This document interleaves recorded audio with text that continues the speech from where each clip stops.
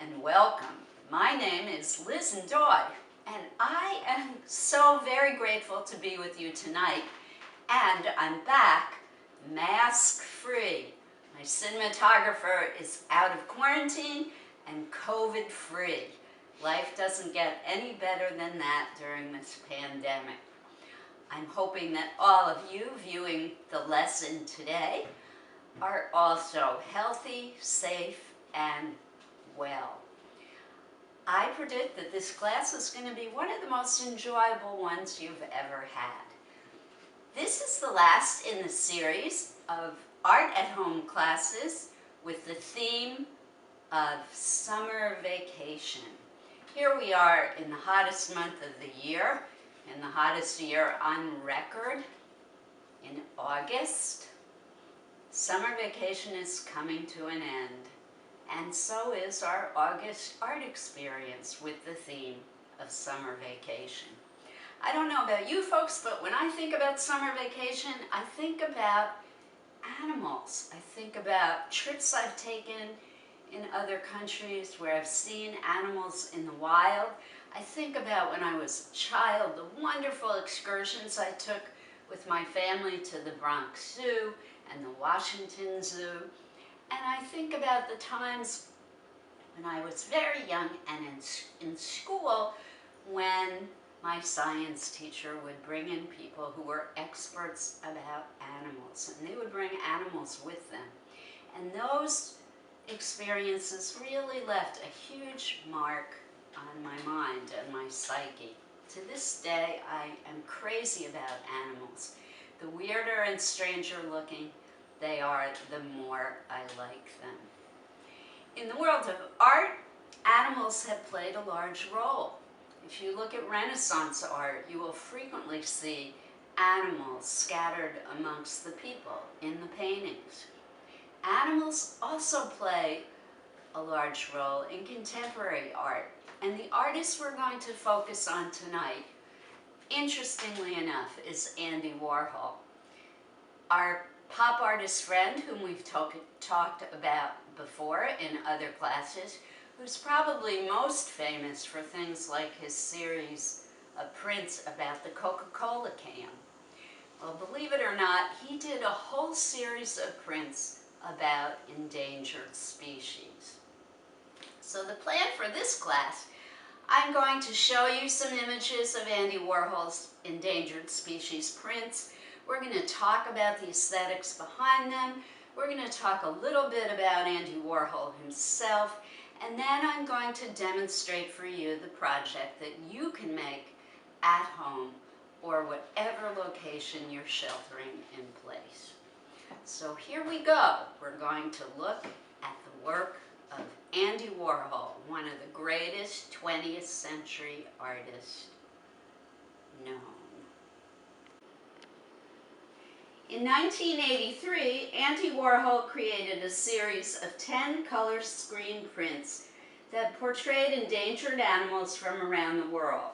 He did a Siberian tiger, a San Francisco silver spot, an orangutan, Greenpeace zebra, black rhinoceros, bighorn ram, African elephant, pine barrens tree frog, giant panda, and finally the bald eagle. Using brilliant colors, which were characteristic of Andy's signature style, and poignant expressions suggestive of the animal's fate, Andy Warhol created a dynamic tension between art and reality.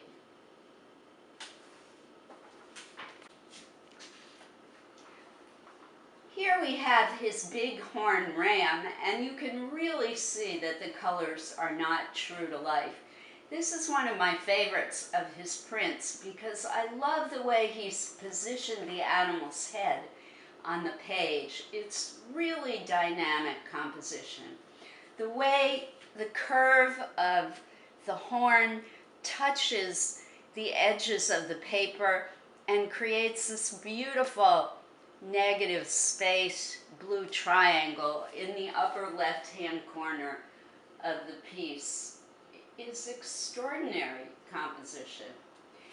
Then you have more negative space here on the inside of the ram's horn and above his head.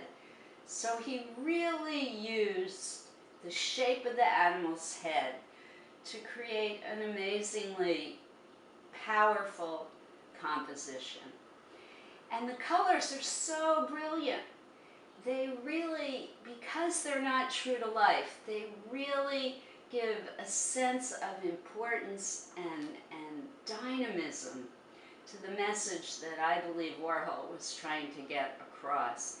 That these animals are precious and unique, and they are important to our survival and our environment. I also love the way he's emphasized the shape of the head by this white outline that he's created, not around the entire shape of the head, but in key locations. Again, brilliant, brilliant composition. Some of the shapes, too, are so interesting. The black shape of the inside of the ear kind of mirrors the shape of the eye, and then the shape of the nostril here, and the black shape between the lips of the animal. Pretty awesome. Andy Warhol was an American artist who was a leading figure in the visual art movement known as pop art. Warhol's works explore the relationship between artistic expression, celebrity culture, and advertisement that flourished by the 1960s. Warhol's Marilyn and Andy Warhol soup cans are some of the most recognized and collectible of his artworks. From Andy Warhol paintings to Andy Warhol prints and unique pieces, the artist's works are available for sale all over the world. And I might add, they are some of the highest priced art on the planet. Check out the power and majesty of this animal in this print by Andy Warhol. The orangutan looms over the space in the composition. He has such strong features, and his shoulders are mammoth. The size of his head is so large. Again, Warhol has kind of put the focal point, the face of the orangutan, all the way over to the left side of the image, and that really creates for a bit of imbalance and a much more interesting composition than if he had put the face right dead in the middle of the page. That's something you want to think about when you're creating your own animal portrait, which is the project that we're going to launch into later in the lesson. Loving the expression in the eyes of the orangutan. As I mentioned before, you can almost sense a feeling in the animal of his own doom, of his own end game. He looks so very sad to me. The straight line of his lips and the wrinkles in his forehead add to this sense of foreboding in the picture. I also believe the fact that Warhol used colors in the blue family gives it a kind of weighty, depressive feeling as well. And I look at this piece and I want to take this animal in my arms and just hug him. It makes me want to take care of the orangutan. And I think that's part of the message of Warhol's art in the Endangered Species series, that he wants us to save these animals. He's conveying the message that it is our responsibility to save these species before it is too late. Look at Warhol's Majestic Rhino.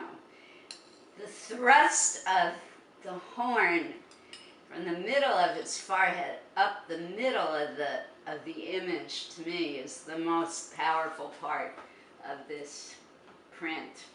And then, of course, the color. The color is extraordinary. That super vibrant blue across the back of the rhino's back and shoulders just almost makes the eye hurt. It's almost painful. It almost vibrates. It's so strong. And it was pretty genius of Warhol, I think, to make the background in that kind of creamsicle orangey color, because orange and blue, those of you who heard my lesson on the color wheel and color mixing, orange and blue are complementary colors. They are opposite each other on the color wheel, and they do interesting visual things when they're teamed side by side.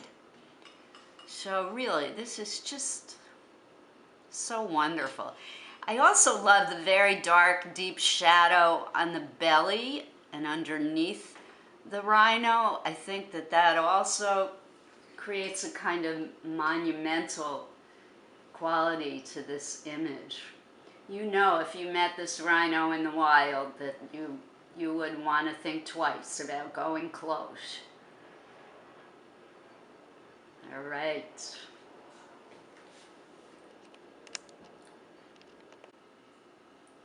Who would not love this Warhol print? It just is kind of an amusing one because of the fanciful use of color. And again, the color is a power player for the composition in this painting. Really love the purple branch that the frog is sitting on. I love how it goes from the right-hand corner and shoots right off the edge of the page. Again, Warhol was really thinking about creating an exciting composition. And in this piece, the frog is in the upper right-hand corner, so different from all the other images we've looked at thus far. The imbalance in this composition is happening on the right instead of on the left. One of the other things I love is the white outline that he uses, not throughout this print, but in several places. And again, he's using white to emphasize. Most artists do the reverse. They use darker colors for outlining, but I think using the white edge to really outline his animal shapes is making the figures pop. Love the big giant eyes in the froggy guy, and I certainly enjoy his splayed out green toes. Again, color theory, the green and red, they are what we call complementary colors, opposite each other on the color wheel, and when you put them together, they have double the effect that they would have separately. Really, everything about this piece, Warhol knew what he was doing. His use of color, his off-center composition, the white outline, really make you want to look at this amusing, endangered creature. You may not know this, but frogs are one of the most endangered species on Earth. They breathe through their skin, so the air pollution that we are all suffering from at the moment is especially lethal to frogs. Look at this king of the beasts. Warhol had, I think, a lot of fun with this image. Those piercing blue eyes are just riveting. And I don't know about you, but it's the first thing that drew me to the portrait of this lion. And the second thing that I find so fascinating is the way he did the nose, and this white area on the tip of the lion's nose is such a wonderful shape. He also used a lot of different colored outlines in rather light, bright colors that give this picture a very kind of vibrating, three-dimensional effect. I think he made a conscious decision to make it pop out like that and give it some movement and motion. Again, very, very dynamic use of color. I'm really excited by the way the turquoise eyes are mirrored in this turquoise line on the right-hand side. And then part of the painting, it almost seems like it's framed in that turquoise as well. So he definitely wants us to zone in or zoom in on those eyes first. Really amazing use of color. The fact that he enlarged the lion's head to fill up the entire page, again, was a device he used to really show the power and the magnificence of the beast.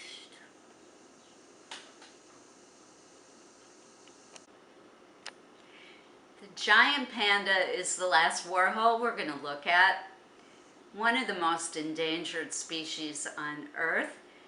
And the great news, I don't know if folks saw it this week in the Washington Post, but the giant panda at the National Zoo is pregnant. After artificial insemination, they've been trying so hard to get her to, she's had one baby, and now they're hoping to have her carry to term a second. So it's very, very difficult to rescue pandas. They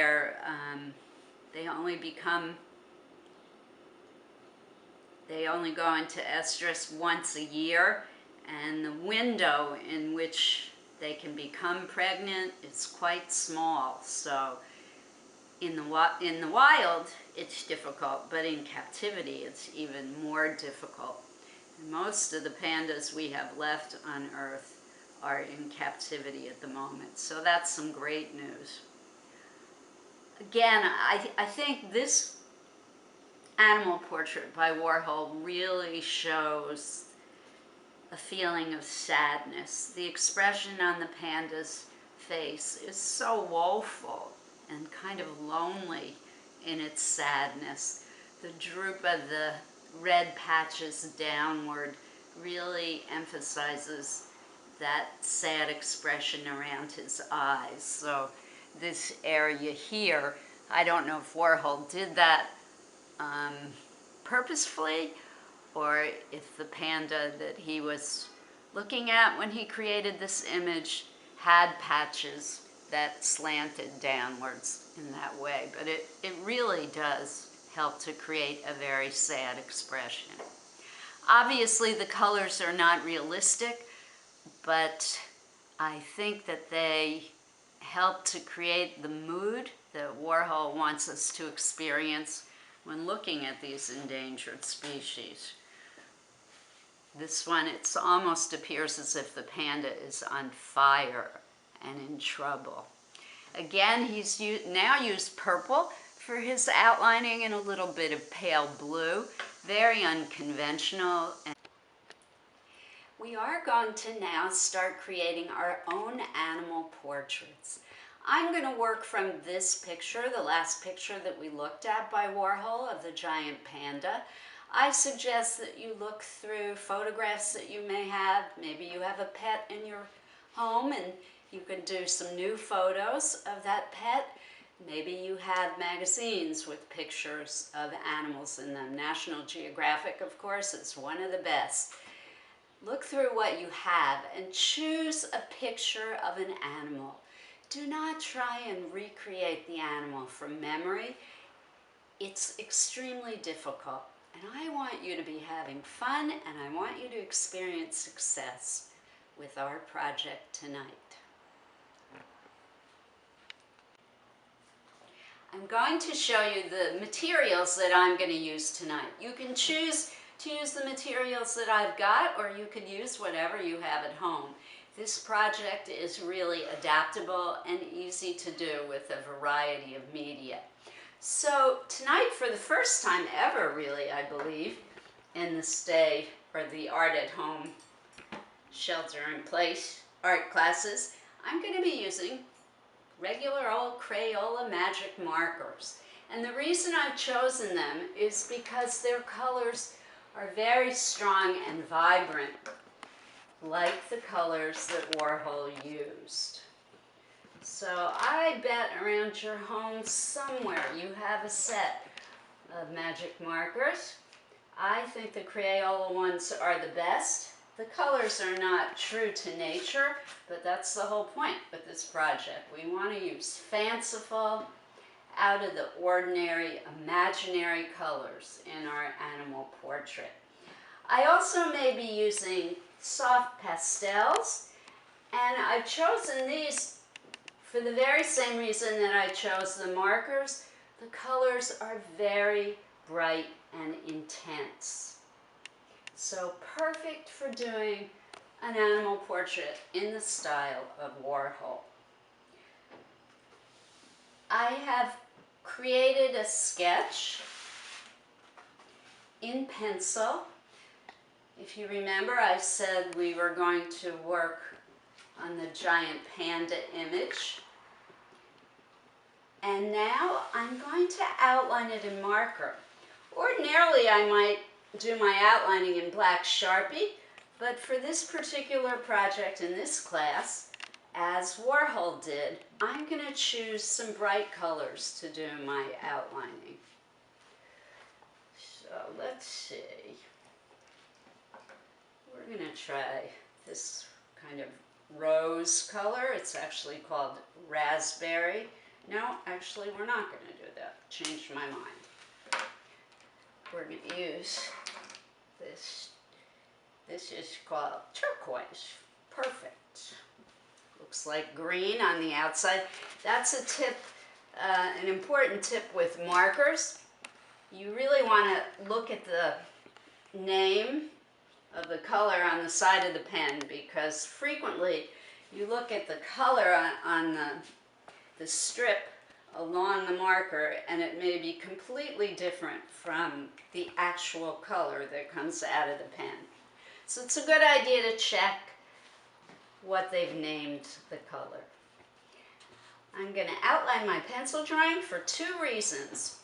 One, it enables you to see what I've made. And two, as with Warhol, it really makes the whole image pop. I don't think I've ever seen a panda with turquoise fur.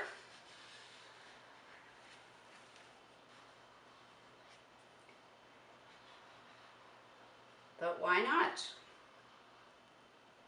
This is a project where you can really let yourself go and have fun. I encourage you to experiment with color and use your imagination, like I said.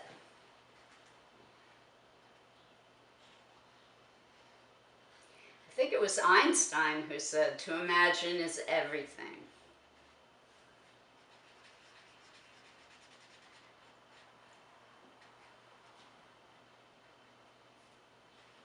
Some of my shapes I'm filling in with intense color.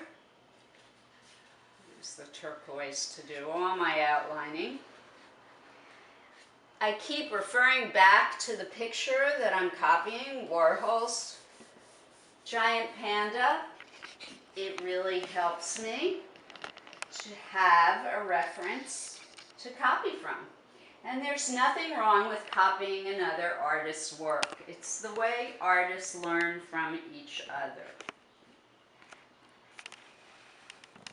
All right, outlining is done. So now I think I'm going to try the soft pastels so that you can see the difference. The soft pastel, the color will be bright, but it will have a very, very fluffy texture to it, a lot more like what I imagine the fur of a panda is. If anyone out there watching this lesson has ever touched a giant panda, boy, I wish you would try and contact me, because I would love to know what it feels like. I imagine it's some of the softest substance on earth.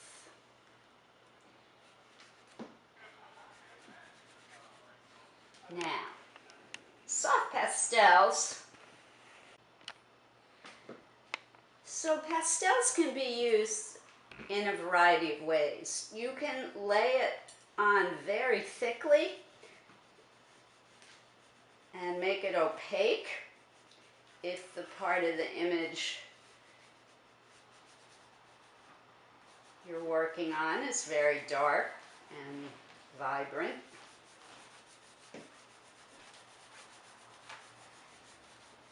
Or, because it's soft, you can take a tissue or paper towel and smooth and smear and spread the pastel wherever you need it to go. What I'm liking about this mixed media effect is the way the soft pastel has that lovely soft texture, like I told you it would, and then the deep intense color of the marker next to it really adds that extra pop. I'm going to do a little bit more on my giant panda, and then I'm going to wish you well in your own fun animal portrait at home. I want to use some of this purple marker. There's a lot of purple texture. I want to work some of that in with the marker.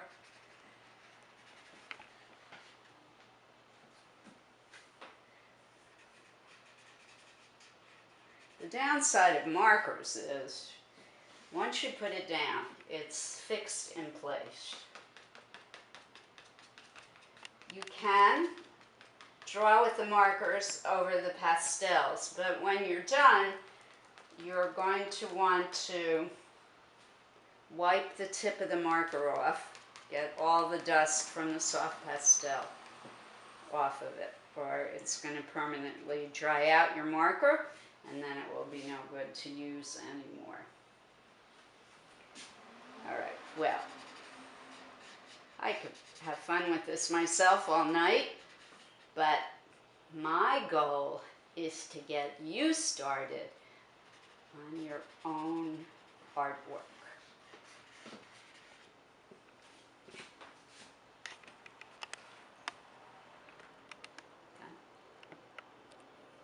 Okay, so now I want to put this on the easel and just say goodnight.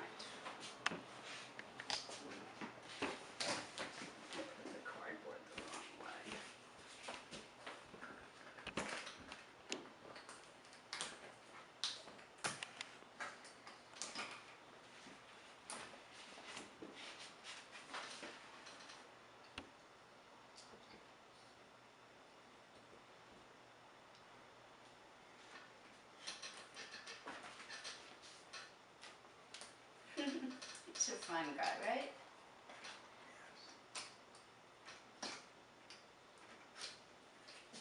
Let's see how it looks.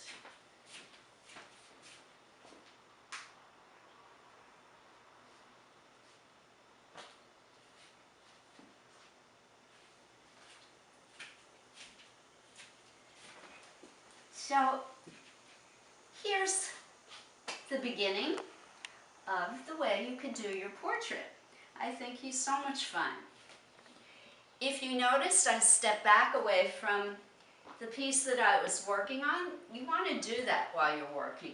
It's very difficult to be very up close to an image and really be able to see what you're doing. So on occasion you want to step away from your work and see what you've accomplished. That way you can know where you have to do more and add things or subtract things if possible. Again, keep your animal very large. If possible, have the shapes of the animal touching the edges of your paper. That really creates a wonderful dynamic composition where you start seeing the negative shapes around the image that are so pleasing to the eye. I want to say thank you very much to the Hoboken Library for sponsoring our classes. I want to wish all of you much good luck in your own work, in your art studio at home. If you would like to see more of our Art at Home series of classes, please do visit the HobokenLibrary.org and you will find them there. In the meantime, as I say each week, art on, have fun, create